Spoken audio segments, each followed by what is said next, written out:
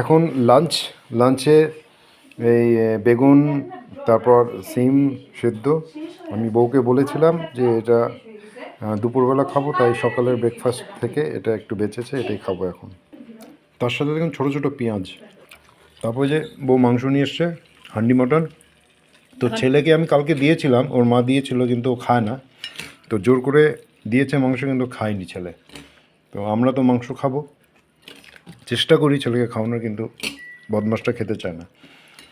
তো আমার ছেলের ডাল ভাত প্লাস এই যে ছেলে লাফাচ্ছে দেখুন স্কুল থেকে এসেই।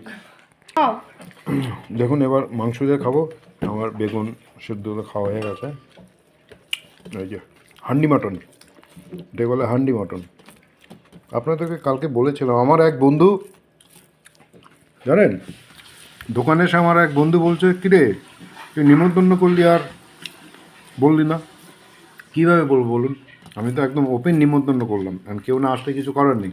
তাই আমার বন্ধু তাই আমার বন্ধু বলে যে একা একা খেয়ে নিলি। আমি তো না, ওপেন আমি সবাইকে নিমন্ত্রণ করলাম, এলো না তো আমার কিছু করার নেই।